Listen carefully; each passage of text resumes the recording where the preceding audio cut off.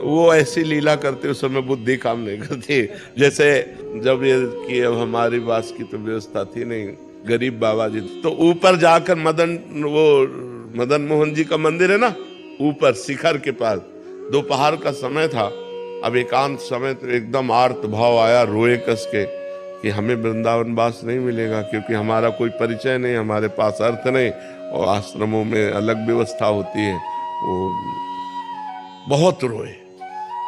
फिर आया चलो अब काशी चलते हैं, क्योंकि अब वहीं घाटों पे जीवन व्यतीत हो रहा था। जे ही नीचे उतर के आए तो इतनी बड़ी गोरी सी बालिका, हम उस समय लाल वस्त्र भगवा वस्त्र पहनते थे, ऊपर का वस्त्र का छोर पकड़ा और वह घूमने लगी ऐसे और कह रही जाएगो बाबा, जाएगो बाबा।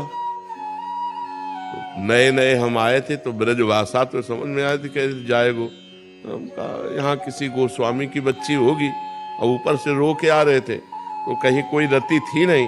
हम कहा यहाँ किसी गोस्वामी की बच्ची होगी, खेल खेल में ऐसे पकड़ रहे। तो हम कहा जा हट जा बच्चा, हट जा बच्चा। बोले जाएगो बाबा। और हम उस समय ये समझ ही नहीं पा रहे कि ऊपर हम बात करके आ रहे हैं प्रभु से और इधर हमसे प्रश्न किया जा रहा है, और ऐसे चल दिए। जो ही हम गए तो जिस आश्रम में रुके थे वहां एक संत खड़े थे। उन्होंने कहा बाबा तुमको बुलाया है। तो हम कहा हम तो जानते नहीं। बोले तुम्हें देखा है, वो बुला रहे हैं। तुम कहा किस लिए? बोले आप चलो। तो उन्हीं के साथ चले गए। तो उन्होंने गौशाला थी और एक कमरा बना हुआ था बहुत बढ़िया।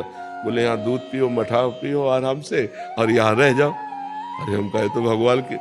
तब हमें एकदम वापस ध्यान आया कि वो जाएगो बाबा। हम कहे तो श्री जी थी। भागे, वहां दौड़ के गए, आसपास पूछा, वहां कोई गोस्वामी पर कर ले रहता, हुआ तो सब संत जन रहते। अरे हम कहा यार धोखा हो गया। श्री जी ऐसा आई और हम उनको छुआ भी नहीं।